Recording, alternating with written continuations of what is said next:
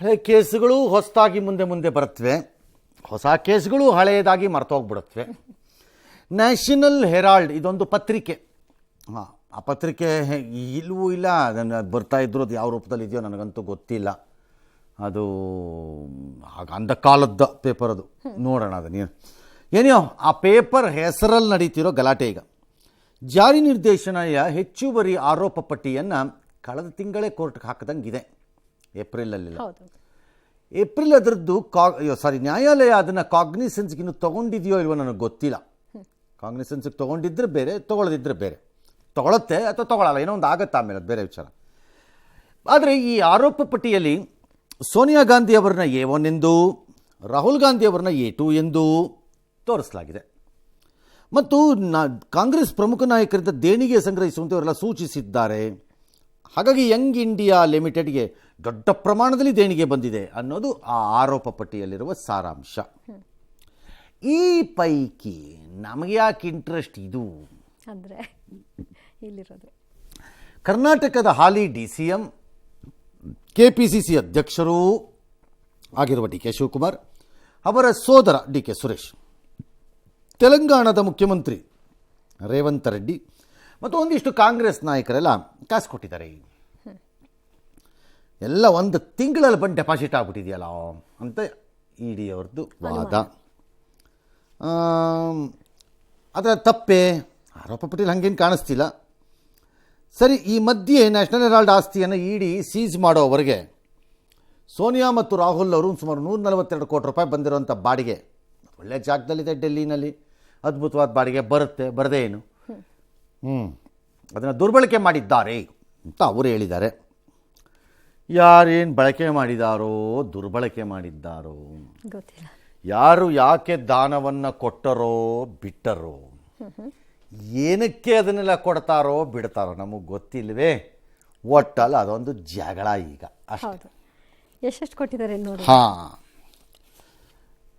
ಮಾನ್ಯ ಉಪಮುಖ್ಯಮಂತ್ರಿಗಳಾಗಿರುವಂತಹ DK ಶಿವಕುಮಾರ್ ಅವರ ಸಂಸ್ಥೆ ಏನೋ ಟ್ರಸ್ಟೋ ಗಿಷ್ಟೋ ಇದೆಯಂತೆ, ಅದರ ಮೂಲಕ ಒಂದು 2 ಕೋಟಿ ರೂಪಾಯಿ ಕೊಟ್ಟಿದ್ದಾರೆ ಅಷ್ಟೇನಾ. ಅವರೇ ಇದ್ರ ಮೂಲಕ 2 ಕೋಟಿ, ಇವರಿಬ್ರು 25 ಕೋಟಿ. DK ಶಿವಕುಮಾರ್ 25 ಲಕ್ಷ, DK ಸುರೇಶ್ 25 ಲಕ್ಷ ಅಷ್ಟೇನಾ ಸರ್? ಇವರೇ ಜಾಸ್ತಿ ಕೊಟ್ಟಿರೋದು ಸರ್, ಬೇರೆಯವ್ರಿಗೆಲ್ಲ ಕಂಪೇರ್ ಮಾಡಿದ್ರೆ. 25 ಲಕ್ಷಕ್ಕೆ ಹೈಕಮಾಂಡ್ ಸ್ಯಾಟಿಸ್ಫೈ ಆಗುತ್ತಾ? ಹಂಗಾರೆ ಬೇಜಾನ್ ಜನ ಕಾಸು ಕೊಡ್ಬೋದು ಇನ್ಮೇಲಿಂದ. ಅದು ಇವರು ಯಾವ ಲೆಕ್ಕ ರೀ? 25 ಲಕ್ಷ ಕಾಳೆಕಾಯಿ ಬೀಜ ಹೇಳಿ ತಗೊಳ್ಳೋದಲ್ವಲ್ಲ ಸರ್ ಇದು. ಇವ್ರುಗಳಿಗೆ ಅವರು ಹೇಳೋ ಪ್ರಕಾರ ಅದು ಅವರು ಹೇಳಿ ಕೊಟ್ಟಿರೋದಲ್ಲ, ನಾವೇ ಕೊಟ್ಟಿರೋದು ಅಂತ. ಅದೇನಾರು ಇರಲಿ, ಆಮೇಲೆ ನೋಡೋಣ. ಕೊಡಬಾರ್ದು ಅಂತೇನಿದೆ. ರೇವಂತ್ ರೆಡ್ಡಿ 25 ಲಕ್ಷ.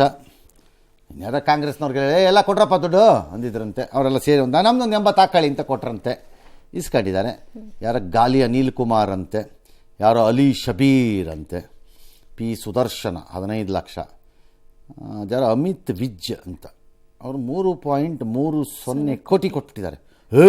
ಅವರೇ DKಗಿಂತ ಮೋರ್ ಪವರ್ಫುಲ್ ಜಾಸ್ತಿ. ಅವ್ರು ಕೊಟ್ಟಿದ್ದಾರಂತೆ, 3 ಸರಿ ಕೊಟ್ಟಿದ್ದಾರಂತೆ, ಪಂಜಾಬ್ನವರು ಯಾರೋ ಅಷ್ಟೊಂದು ದುಡ್ಡು ಕೊಟ್ಟಿದ್ದಾರೆ. ಅಷ್ಟೇ ಸರ್. ಕೊಡೋದು ತಪ್ಪಾಗುತ್ತಾ ಸರ್ ದೇಣಿಗೆ ಕೊಡೋದು? ಇಲ್ಲ. ಮತ್ತು ಇವಾಗ ಈ ಚಾರ್ಜ್ ಶೀಟಲ್ಲಿ ಉಲ್ಲೇಖ ಆಗಿದೆಯಲ್ಲ ಸರ್, ಇದು ಹೇಗೆ ಆಸ್ ಎ ಮನಿ ಫ್ಲೋ ಆಗಿದೆ ಅನ್ನೋದನ್ನು ತಂದಿದ್ದಾರೆ ಅಷ್ಟೇ. ಅವರ ದೇ ಆರ್ ನಾಟ್ ಅಕ್ಯೂಸ್ಡ್ ಅದರಲ್ಲಿ. ಓಕೆ, ಮೇ ಬಿ ಕೋರ್ಟಲ್ಲಿ ಯಾವಾಗಲಾರು ಬಂದರೆ ಮನಿ ಫ್ಲೋ ಆಗಿರೋದಕ್ಕೆ ಇವ್ರದ್ದು ಸ್ಟೇಟ್ಮೆಂಟ್ ರೆಕಾರ್ಡ್ ಮಾಡೋ ಒಂದು ವಿಟ್ನೆಸ್ ಸ್ಟೇಟ್ಮೆಂಟ್ಗೂ ಕರೆಸ್ಬೋದೇನೋ ಅಷ್ಟೇ. ಈ ಹಿಂದೆ ಆಗಿದೆಯಲ್ಲ ಸರ್, ಮತ್ತೆ ಕರೆಸ್ಬೋದು. ಸ್ಟೇಟ್ಮೆಂಟ್ ರೆಕಾರ್ಡ್ ಆಗಿರೋದು ಕೋರ್ಟಿಗೆ ಓಕೆ ಆಗ್ಬೋದಷ್ಟೇ. ಅದು ಬಿಟ್ಟರೆ ದೇಣಿಗೆ ಕೊಡೋದು ತಪ್ಪಲ್ಲ. ಓಕೆ, ಅಲ್ಲಿಂದ ರಿವರ್ಸ್ DKಶಿಗೆ ಬಂದಿದ್ದರೆ ಬೇರೆ ಕತೆ. ಹಂಗಲ್ಲ, ಅದು ಇವ್ರು ಕೊಟ್ಟಿರೋದು. ದೇಣಿಗೆ ಕೊಟ್ಟ ಮೇಲೆ ನಾನು ಇದನ್ನೇ ನಿನ್ನೆ ಪರಮೇಶ್ವರ್ ವಿಚಾರ ಬಂದಾಗಲೂ ಹೇಳಿದ್ದಿತ್ತು, ಇದನ್ನೇ ನಾನು ಹೇಳಿದ್ದಿತ್ತು. ದೇಣಿಗೆ ಕೊಟ್ಟ ಮೇಲೆ ಆ ದೇಣಿಗೆ ಹಣ ಯಾವ ರೂಪವನ್ನು ಪಡಿತಿದೆ ಅನ್ನೋ ಕಂಡೀಷನ್ ನಾನು ಮಾಡಿರಲ್ಲ, ಅದು ಅವ್ರಿಗೆ ಬಿಟ್ಟಿದ್ದಿತ್ತು. ಇಂತಹವರಿಗೇ ದೇಣಿಗೆ ಕೊಡಬೇಕು ಅಂತ ಎಲ್ಲೂ ನಿಯಮ ಇಲ್ಲ. ಆಮೇಲೆ ಯಾವ ಉದ್ದೇಶದಿಂದ ಕೊಟ್ಟಿದ್ದೀನಿ ಅನ್ನೋದು ಇಂಪಾರ್ಟೆಂಟ್ ಆಗಲ್ವಾ ಸರ್? ನನ್ನ ಉದ್ದೇಶ ಏನಾದ್ರು ಇರಲಿ, ನಿಮಗೆ ಏನದರಿಂದ? ನಾನು ಮೂಲ ದೇಣಿಗೆ ನಿಯಮಾವಳಿಗಳನ್ನು ಮೀರಿದ್ರೆ ನಂದು ತಪ್ಪು. ಕಾರ್ಪೊರೇಟ್ CSR ಫಂಡಲ್ಲಿ ನಿಯಮಗಳಿವೆ ನಮಗೆ. CSR ಫಂಡ್ ನಿಯಮಗಳ ಪ್ರಕಾರದಲ್ಲಿ ನಾವು ದುಡ್ಡು ಕೊಡಬೇಕು, ಲೆಕ್ಕ ತೋರಿಸ್ಬೇಕು, ತೋರಿಸ್ತೀವಿ. ಅದರಲ್ಲಿ ಏನು ಕೊಟ್ಟಿದೀಯಾ, ಯಾಕೆ ಕೊಟ್ಟಿದೀಯಾ ಅಂತ ನೀನೇ ಅವನು ಕೇಳಕ್ಕೆ ಅಂತೀವಿ. ಅದನ್ನ ಪ್ರಶ್ನೆ ಮಾಡೋಕ್ಕಾಗಲ್ಲ. ನೋ. ನಂಬರ್ 2, ಒಂದು ವೇಳೆ DK ಕೊಟ್ಟಿರೋ ದುಡ್ಡಿಗೆ ಲೆಕ್ಕ ಇಲ್ಲ DK ಹತ್ರ ಅಂತಂದ್ರೆ ಬೇರೆ ವಿಚಾರ. ಆ ಅನುಮಾನ ಬರುತ್ತವ. ಅಲ್ಲ, ಎಲ್ಲಿಂದ ಬಂತು ಈ ಕಾಸಂಗಾರ, ಏನು ಬೇಕಾವಾಗ? ಓಕೆ, ಎಲ್ಲಿಂದ ಬಂತ್ರಿ? ನಿಮ್ಮ ಮನೇಲಿ ಅಂಗಳದಲ್ಲಿರೋ ಮರದಿಂದ ಕಿತ್ತು ಬಿಟ್ರೆ ಹೆಂಗೆ ಹಂಗೆ ಕೇಳಬೇಕಾವಾಗ ಲೆಕ್ಕ ಬೇಕಾಗತ್ತೆ. ಆ ಟ್ರಸ್ಟ್ಗೂ ಇರ್ಬೋದು, 25 ಲಕ್ಷಕ್ಕೂ ಇರ್ಬೋದು. ಆ ಲೆಕ್ಕ ತೋರಿಸೋದಾದ್ರೆ then it's okay. If it's a tax paid money, I don't know ಅದರಲ್ಲಿ ಅಫೆನ್ಸ್ ಏನಾಗತ್ತೆ ಅನ್ನೋದು. ಅಂದರೆ ಅವ್ರ ಮೇಲೆ ಈಗ ಇದರಿಂದ ಏನು ಪರಿಣಾಮಗಳಿಲ್ವಾ ಸರ್? ಇಲ್ಲ ಅಂತ ನನ್ನ ವಾದ. ಓಕೆ, ಕೆಲವು ಕಡೆ ಎಲ್ಲ ನೋಡಿದೆ, ಅವ್ರು ಲಾಕ್ ಆಗ್ತಾ ಇದ್ದಾರೆ, ಸಿಗಾಕೋತಿದ್ದಾರೆ, ನ್ಯಾಷನಲ್ ಹೆರಾಲ್ಡ್, ಉರುಳು, ನೇಣು ಇದೆಲ್ಲ ನೋಡ್ತಾ ಇದ್ದೆ. ನನಗೆ ನಂಗೆ ಅನ್ನಿಸ್ತಿಲ್ಲ ಏನಿದೆ ಅದರಲ್ಲಿ. ದೇಣಿಗೆ ಕೊಟ್ಟಿದ್ದಾರೆ ಅಷ್ಟೇ, ದಟ್ಸ್ ಆಲ್. ಲೀಗಲ್ ಆಗಿದೆ. ಬಟ್ ಒಂದೇ ತಿಂಗಳಲ್ಲಿ ಲೀಗಲ್ ಆಗಿದೆ ಅಂತ ನಾನು ಅನ್ಕೊಂಡಿದ್ದೀನಿ. ಅವ್ರು ಹೇಳಿರೋ ಪ್ರಕಾರ ಇರಬಹುದು. ಎಸ್, ಒಂದೇ ತಿಂಗಳಲ್ಲಿ ಇಷ್ಟು ಟ್ರಾನ್ಸಾಕ್ಷನ್ ಒಂದೇ ದಿನದಲ್ಲೂ ಬರ್ಬೋದು, ಒಂದೇ ತಿಂಗಳಲ್ಲೇ ಯಾಕೆ ಬರಬಾರ್ದು ಅಂತ ಏನಾದ್ರು ಇದೆಯಾ ರೂಲಲ್ಲಿ? ಒಬ್ಬರಿಂದನೇ ಅಲ್ಲ ಸರ್, ಪಕ್ಷದ ಬೇರೆ ಬೇರೆ 100 ಜನದಿಂದಾನೇ ಆಗ್ಲಪ್ಪ. ಆಗ್ಲಿ ಬಿಡ್ರಿ. ಓಕೆ, 100 ಜನದಿಂದಾನೇ ಇಷ್ಟು ದುಡ್ಡು, ಎಷ್ಟೋ ಒಂದು 8 ಕೋಟಿ ದೇಣಿಗೆ ಬಂತು. ಬರಬಾರ್ದು ಅಂತ ಎಲ್ಲಿದೆ ಆ ನಿಯಮನ? ದಿನಕ್ಕೆ ಇದೇನು ATM ವಿಡ್ರಾಯಲ್ ಲಿಮಿಟೇಷನ್? ಇಷ್ಟು ದಿನಕ್ಕೆ ಇಷ್ಟು ಅಂತ, ದಿನಕ್ಕೆ ಇಷ್ಟೇ ತೆಗಿಯಕ್ಕಾಗದ್ ನೀ ಕಾಸನ ಅಂತನ್ನಕ್ಕೆ ಹಂಗಿಲ್ಲ. ಇದೆಲ್ಲ ರಾಜಕೀಯವಾದ ಭಾಷಣಗಳಿಗೆ ಅವರಿಗೆ ಬೇಕಾದ ರೀತಿಯಲ್ಲಿ ಅವರವರ ಅನುಕೂಲತೆಗೆ ತಕ್ಕಂತೆ ಆಯಾ ಕಾಲಮಾನದಲ್ಲಿ ಕಾಲಘಟ್ಟದಲ್ಲಿ ಬಳಸ್ಕೋಬಹುದು ನೀವು, ಅಲ್ವಾ? ಯಡಿಯೂರಪ್ಪನವ್ರ ಪ್ರಕರಣದಲ್ಲಿ ಯಾವುದೋ ಕೆಲಸ ಮಾಡಿದ್ರು, ಅದಕ್ಕೆ ಚೆಕ್ಕಲ್ಲಿ ದುಡ್ಡು ಬಂತು ಅಂದಾಗಲೇ ಅದೇ ಮಾನ್ಯ ಆಗೋಯ್ತು ನಾಳೆ ಕೋರ್ಟಲ್ಲಿ, ಅಲ್ವಾ? ಹಾಗಾಗಿ ಅದು ದಾನ ರೂಪದಲ್ಲೇ ಹೋಗಿದ್ದದು ಟ್ರಸ್ಟ್ಗೆ. ಅವ್ರ ಕೇಸಲ್ಲುವೆ ದಾನದ ರೂಪದಲ್ಲೇ, ಡೊನೇಷನ್ ರೂಪದಲ್ಲೇ ಹೋಗಿದ್ದದು, ಅದೇ ಮಾನ್ಯತೆ ಆಗಿದೆ. ಇಲ್ಲಿ ಅದೇನಿಲ್ವಲ್ಲ. ಐ ಡೋಂಟ್ ಸಿ, ನನಗಂತೂ ಕಾಣಿಸಿಲ್ಲಪ್ಪ. ಇಷ್ಟರ ಮೇಲೆ ಏನಾದರೂ ಅಡಗಿಸಿಟ್ಟ ಹೆಬ್ಬಾವು ಇಡೀ ಹತ್ರ ಇದ್ರೆ ನನಗೆ ಗೊತ್ತಿಲ್ಲಪ್ಪ. ಈ ಹಿಂದೆ ಕೂಡ ಹೈಕಮಾಂಡ್ಗೆ ನೆರವಾಗೋಕೆ ಹೋಗಿ DK ಶಿವಕುಮಾರ್ ಒಂದು ಸಂಕಷ್ಟವನ್ನು ಅನುಭವಿಸಿರ್ಬೋದ್ರಿ. ಕೆಲವು ಸರಿ ಆಗುತ್ತೆ. But whether the question is DK ಅಂದ ತಕ್ಷಣ ಅದು ಇಲ್ಲಿಗಲ್ ಅಂತ ಯಾಕೆ ಆಗಬೇಕು? ಹಂಗಲ್ಲ. Unless see you have to be fair ಆಗಿರಿ ಅಂತ ನಾನು ಹೇಳೋದಷ್ಟೇ. DK ಹತ್ರ 1000 ಕೇಸಲ್ಲಿ ಅನ್ಫೇರ್ನೆಸ್ ಇರ್ಬೋದು, ಪ್ರಶ್ನೆ ಬೇರೆ. ಇದೆ ನಾನು ಇಲ್ಲ ಅಂತ ಹೇಳಲ್ಲ, ಇರ್ಬೋದು. ಇದರಲ್ಲಿ you can't tell him that there is something. ನನಗೆ ಇಲ್ಲಿವರೆಗೂ ಕಾಣಿಸ್ತಿಲ್ಲ. ಓಕೆ, ಇನ್ನು ಇಡೀ ಚಾರ್ಜ್ ಶೀಟ್ ಬಗ್ಗೆ DK ಬ್ರದರ್ಸ್ ಪ್ರತಿಕ್ರಿಯೆಯನ್ನು ಕೊಟ್ಟಿದ್ದಾರೆ. ನಾವು ಕೊಟ್ಟಿಲ್ಲ ಅಂತ ಎಲ್ಲೂ ಹೇಳ್ತಾ ಇಲ್ಲ, ನಾವು ಕೊಟ್ಟಿರೋ ಅದು ವಿಚಾರ ನಮ್ಮ ಆಸ್ತಿ, ರಾಜಾರೋಷವಾಗಿ ನಾವು ದೇಣಿಗೆ ಕೊಟ್ಟಿದ್ದೀವಿ ಅಂತ ಕೂಡ ಹೇಳಿದ್ರು. CM ಕೂಡ ಯಾಕೆ ಕೊಡಬಾರ್ದು ಅಂತ ಏನಾದರೂ ಇದೆಯಾ ಅಂತ ಕೇಳಿದ್ರು. ಇನ್ನು ಬಿಜೆಪಿ ನಾಯಕ ಚಲವಾದಿ ನಾರಾಯಣಸ್ವಾಮಿ ಕೂಡ ಇದೇ ವಿಷಯವಾಗಿ ಕೆಲವು ಪ್ರಶ್ನೆಗಳನ್ನು ಎತ್ತಿದ್ದಾರೆ. ಹಣದ ಮೂಲ ಮಾಹಿತಿ ಬಗ್ಗೆ ಅವರು ಪ್ರಶ್ನೆಯನ್ನು ಎತ್ತಿದ್ದಾರೆ. AICC ಅಧ್ಯಕ್ಷ ಮಲ್ಲಿಕಾರ್ಜುನ ಖರ್ಗೆ ಕೂಡ ಈ ಹಿಂದೆ ವಿಚಾರಣೆಗೆ ಒಳಪಟ್ಟಿದ್ರು. ಈ ಮಧ್ಯೆ ತೆಲಂಗಾಣ CM ರೇವಂತ್ ರೆಡ್ಡಿ ಪ್ರತಿಕ್ರಿಯೆಯನ್ನು ಇಲ್ಲಿವರೆಗೂ ಕೊಟ್ಟಿಲ್ಲ. ಆದರೆ ರೇವಂತ್ ರೆಡ್ಡಿ ಭ್ರಷ್ಟಾಚಾರವನ್ನ ನ್ಯಾಷನಲ್ ಹೆರಾಲ್ಡ್ ಕೇಸ್ ಎಕ್ಸ್ಪೋಸ್ ಮಾಡಿದೆ ಅಂತ ಮಾಜಿ ಸಚಿವ BRS ನಾಯಕ KT ರಾಮರಾವ್ ಟ್ವೀಟ್ ಮಾಡಿದ್ದಾರೆ. ಅಲ್ಲದೆ ದೇಣಿಗೆ ರೂಪದಲ್ಲಿ ಹಣ ಕೊಟ್ಟು ಕಾಂಗ್ರೆಸ್ ರಾಜ್ಯಾಧ್ಯಕ್ಷ ಹಾಗೂ CM ಕುರ್ಚಿಯನ್ನ ಖರೀದಿಸಿದ್ರಾ ಅಂತಲೂ ತೆಲಂಗಾಣ ಜೋರ್ ಚರ್ಚೆ. ಹೌದಪ್ಪ, ನಾವು ನ್ಯಾಷನಲ್ ಹೆರಾಲ್ಡ್ಗೆ ನಾನು 25 ಲಕ್ಷ ಕೊಟ್ಟಿದ್ದೀನಿ. ನಮ್ಮ ಟ್ರಸ್ಟ್ ಇದ್ದರೂ ಕೊಟ್ಟಿದ್ದೀವಿ. ನಾವೇನು ಇಲ್ಲ ಅಂತ ನಾವೇನು ಕದ್ದು ಕೊಟ್ಟಿದ್ದೀವಾ? ರಾಜಾರಾಷ್ಟ್ರವಾಗಿ ನಾವು ಸಂಪಾದನೆ ಮಾಡೋಂಥ ನಮ್ಮ ಆಸ್ತಿಯಿಂದ ನಾವು ಕೊಟ್ಟಿದ್ದೀವಪ್ಪ.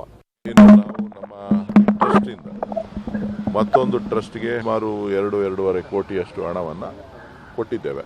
ನಾವು ಕೊಟ್ಟಿಲ್ಲ ಅಂತಲೂ ಹೇಳ್ತಾ ಇಲ್ಲ. ಕೊಟ್ಟಿರೋದು ತಪ್ಪು ಅನ್ನೋದ್ರ ಬಗ್ಗೆ ನಮಗೆ ಮಾಹಿತಿನೂ ಇಲ್ಲ. 100% ಡಿಕ್ಲೇರ್ ಮಾಡಿದ್ದೀವಿ ಬುಕ್ಸ್ ಆಫ್ ಅಕೌಂಟ್ಸ್ ಅಲ್ಲಿ. ಈ ದೇಣಿಗೆ ಕೊಡೋದು ತಪ್ಪ?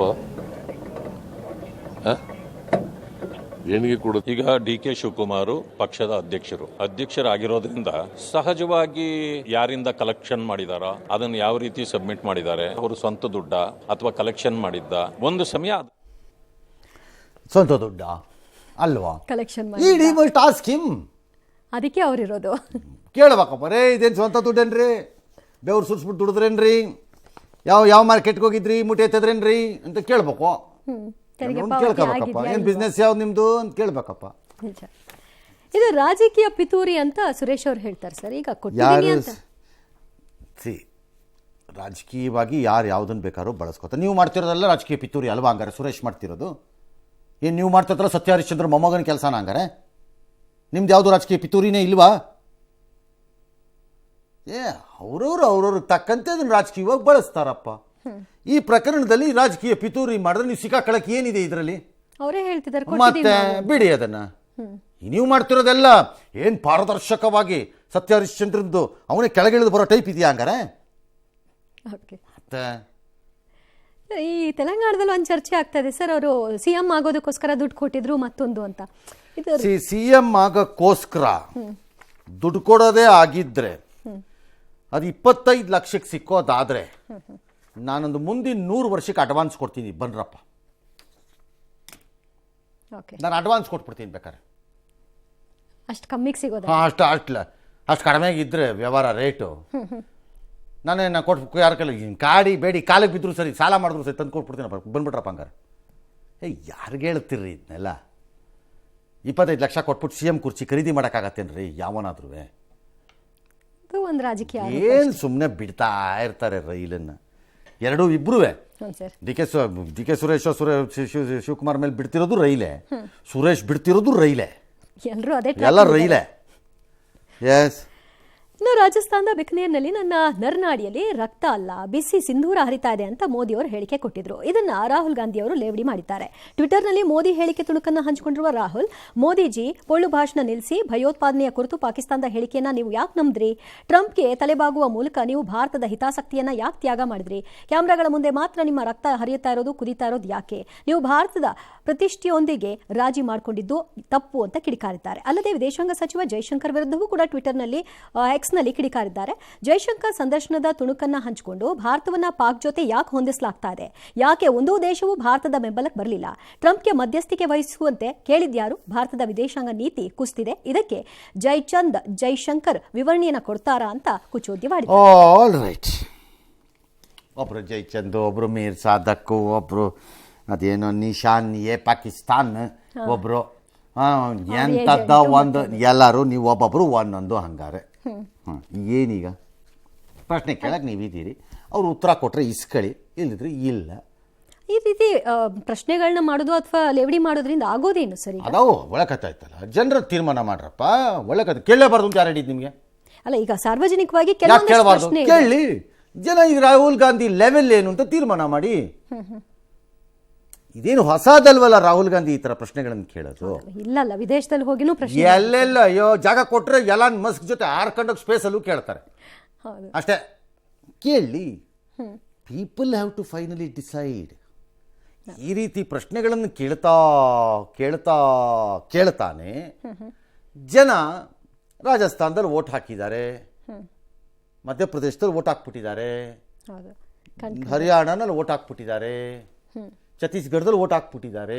ಏನು ಮಾಡೋಣ? ಉತ್ತರ ಕೊಟ್ಟಿದ್ದಾಗಿದೆ. ಕೇಳ್ತಾ ಇರಿ. ಪ್ರಶ್ನೆ ಬೇರೆ ಕೇಳಬಾರ್ದು ಅಂತಿಲ್ಲ. I will tell one thing. ಇದರಲ್ಲಿ ಕೆಲವು ಪ್ರಶ್ನೆಗಳಿಗೆ ಕೇಂದ್ರ ಸರ್ಕಾರದಲ್ಲಿ, ಪರ್ಟಿಕ್ಯುಲರ್ಲಿ ಪ್ರೈಮ್ ಮಿನಿಸ್ಟರ್ ಆಗಲಿ ಅಥವಾ ಯಾರೇ ಆಗಲಿ, ಉತ್ತರನೂ ಕೊಡಲ್ಲ. ನಾವು ಮಾಡಿದ್ದೆ ಬೇಕಾರ್ತಾಗ ಸಾಕಾರ ಬಿಡು. ಪ್ರೈಮ್ ಮಿನಿಸ್ಟ್ರು ಅಷ್ಟೇ. ನಾ ಬರಲ್ಲ ಅಪೋಸಿಷನ್ ಪಾರ್ಟಿ ಮೀಟಿಂಗ್ಗೆ, ಬರಲ್ಲ. ನಾನು ಬಂದರೆ ನಾನು ಇಷ್ಟ ಬಿಡ್ತೀನಿ, ಬಿಷ್ಟ ನಿಮ್ಮ ಇಷ್ಟ. ಏನು ಮಾಡ್ತೀರಿ?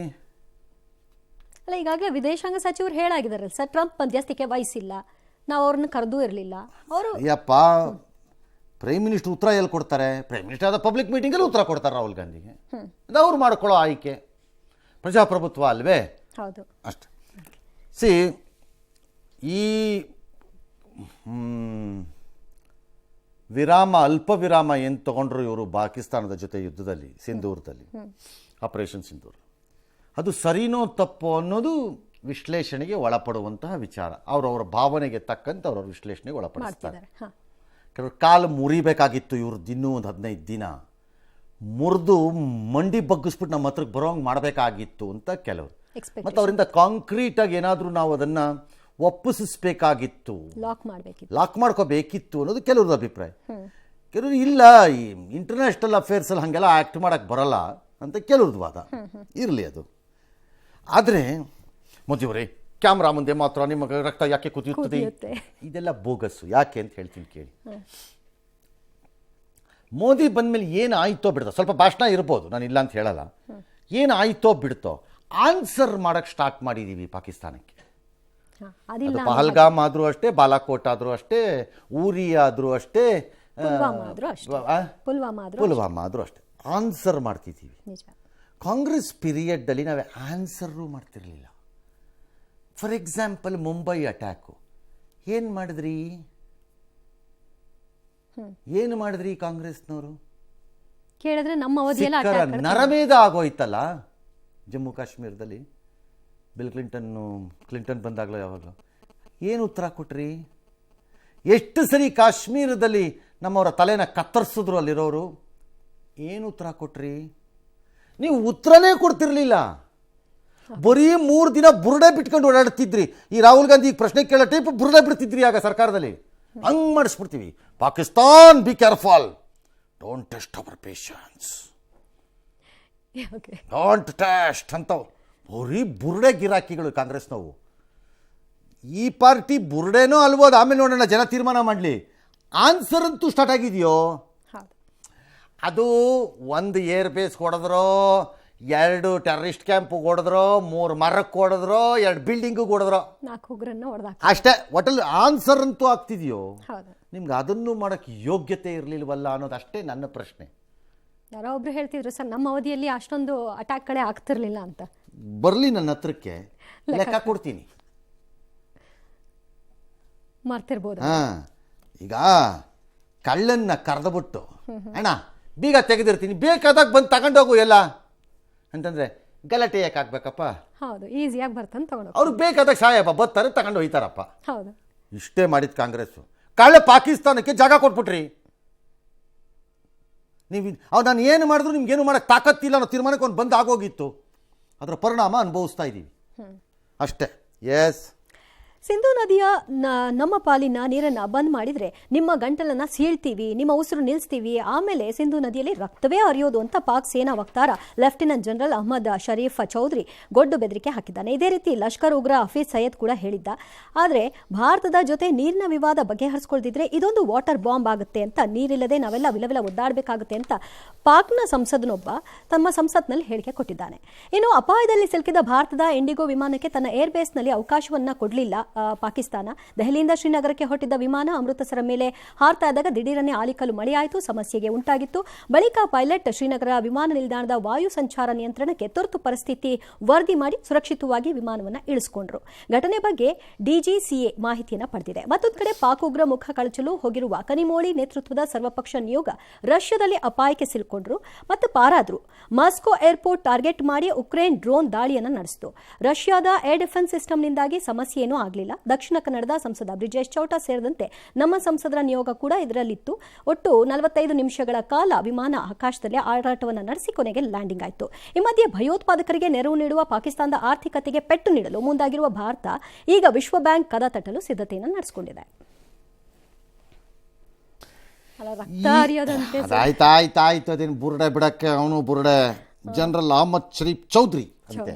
ಓಹೋ, ಉಗ್ರನಿಗೂ ಇವನಿಗೂ ಏನು ವ್ಯತ್ಯಾಸನೇ ಇಲ್ಲ ಸರ್. ಅವನ ಕಡೆಯವ್ರನ್ನ ಕೂರಿಸ್ಕೊಂಡು ಚಪ್ಪಳೆ ಹೊಡೆಸ್ಕೊಂಡು ಬುಟಾರ್ ರೈಲಿನ ಅವನೊಬ್ಬ ಉಗ್ರನ್ ಮೋಸ್ಟ್ಲಿ ಅವನು ಪ್ರಮೋಷನ್ ಟ್ರೈ ಮಾಡ್ತಿರ್ಬೇಕು. ಅದಕ್ಕೆಲ್ಲ ಕೇಳಿದ್ದಾನೆ. ಸೀಳಿ ಕಂಟ್ಲನ್ನ ಕರಳನ್ನು ಬಗ್ದು ಮಾಡ್ತೀವಿ. ನಮ್ಗೆಲ್ಲರಿಗೂ ಗೊತ್ತು ಕಚಡ ಪಾಕಿಸ್ತಾನದ ಜೀನ್ನಲ್ಲೇ ವಂಶವಾಹಿನಿನಲ್ಲೇ ಇರೋದು. ಮಾತೆತ್ತಿದ್ರೆ ಕತ್ತರಿಸು, ಬಗೆದು ಹಾಕು, ರಕ್ತ ಘಟಘಟ ಕುಡಿದು ಬಿಡು, ಇದು ನಿನ್ನ ಜೀನ್, ಇದು ನಮಗೆ ಗೊತ್ತು.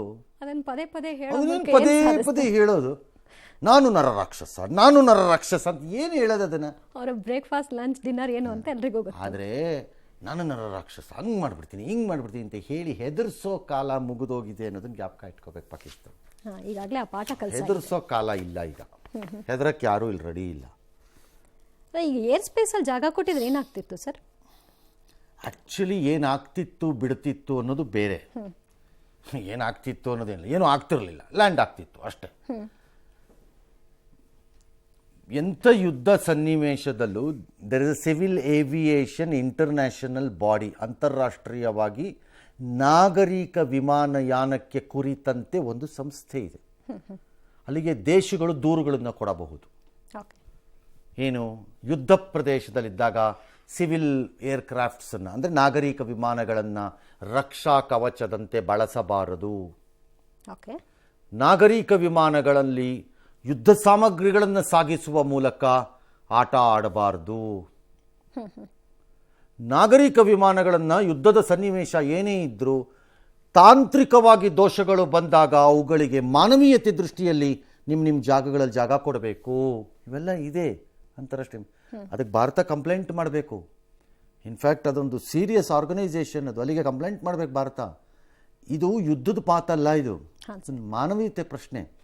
ಈಗ ನಾಳೆ ಪಾಕಿಸ್ತಾನದೊಂದು ವಿಮಾನಕ್ಕೆ ಏನಾದ್ರು ಹಿಂಗೆ ಆಯಿತು ಅಂದ್ಕೊಳ್ಳಿ, ಭಾರತ ಜಾಗ ಕೊಡುತ್ತೆ, ಕೊಟ್ಟು ನಾವಿದನ್ನೆಲ್ಲ ಮಾಡಲ್ಲ ಅಂತ ಹೇಳ್ತೇವೆ. ಅದು ನಾಗರಿಕ ಸರ್ಕಾರದ ಒಂದು ನಡವಳಿಕೆ. ಅದು ಪಾಕಿಸ್ತಾನದಲ್ಲಿರೋದು ನಾಗರಿಕ ಸರ್ಕಾರ ಅಲ್ಲ, ರಾಕ್ಷಸರಲ್ಲ, ಅನಾಗರಿಕರ ಸರ್ಕಾರ. ಹಾಗಾಗಿ ಇಂಥವೆಲ್ಲ ನಡೆಯುತ್ತೆ. ಆಪರೇಷನ್ ಸಿಂಧೂರದ ಬಳಿಕ ಅವರೇ ನಾಗರಿಕ ಬೇರೆ ವಿಮಾನಗಳನ್ನ ಬೇರೆ ಸಂಬಂಧ ಇಲ್ಲ ಅದು ಅಂತ ನಾನು ಹೇಳ್ತಾ ಇದ್ದೀನಿ. They are not suppose to do it. ಹಾಗೆ ಮಾಡೋ ಹಾಗಿಲ್ಲ. ಏನು ಎಮರ್ಜೆನ್ಸಿಲಿ ರೈಟ್. ಸುಮ್ಮನೆ ಇಂಡಿಯಾದ ಯಾವುದೋ ಏರ್ಕ್ರಾಫ್ಟ್ ನನ್ನ ಆ ಕಡೆ ಆ ಕಡೆ ಹೋಗ್ಬೇಕು ಅರ್ಜೆಂಟು ಅಂತಾರೆ, ಬಾಂಬಿಸ್ಕೊಂಡು ಹೋಗೋ ಕಡೆಗೆ ಬಿಡಲ್ಲ ಅಂತಾರೆ. ಅದಕ್ಕೊಂದು ಅರ್ಥ ಇದೆ. ಹಂಗಲ್ಲ, ಇದು ಎಮರ್ಜೆನ್ಸಿ ಮಾಡಿಲ್ಲ. TMCದ 5 ಜನ ಇದ್ರಂತೆ ಅದರಲ್ಲಿ. ಹೌದು ಸರ್. ಅದೇ ಆ ಮೇಡಮ್ ಜರ್ನಲಿಸ್ಟ್ ಆಗಿದ್ರಲ್ಲ ಅವರು, ಡೆರಿಕ್ ಒಬೇರಾ, ಇನ್ನು ಎಲ್ಲರೂ ಯಾರ್ಯಾರೋ ಇದ್ರು 5 ಜನ. TMCಗೆ ಈಗ ಗೊತ್ತಾಯ್ತಾ, ಮಮತಾ ಬ್ಯಾನರ್ಜಿಗೆ ಹೋಗಿ ಹೇಳ್ರಪ್ಪ ಹೆಂಗಿತ್ತು ಅಂತ. ಅಲ್ಲ, ನಿಮ್ಮ ಫ್ರೆಂಡ್ ಪಾಕಿಸ್ತಾನದ್ದು ನಡವಳಿಕೆ ಇದು ಅಂತ ಹೇಳಿ ಮಾತಾಡ್ತಿರಲ್ಲ, ವಕ್ತಾರರ ಥರ ಕೆಲವರೆಲ್ಲ, ಹೋಗಿ ಹೇಳಿ ಅವ್ರ ಬುದ್ಧಿ ಏನು ಅಂತ. ಆ ಟೈಮಲ್ಲಿ ಜೀವ ಎಲ್ಲ ಬಾಯಿಗೆ ಬಂದಿತ್ತೇನೋ ಮೋಸ್ಟ್ಲಿ. ಜಿಂದಾಬಾದ್ ಪಾಕಿಸ್ತಾನ ಅಂದ್ಬಿಡ್ಬೇಕಾಗಿತ್ತು ಯಾವನಾರೊಬ್ಬ, ಆಟೋಮೆಟಿಕ್ಕಾಗಿ ಏರ್ಕ್ರಾಫ್ಟ್ ಸರಿ ಹೋಗ್ಬಿಡೋದು. May be. ಎಸ್.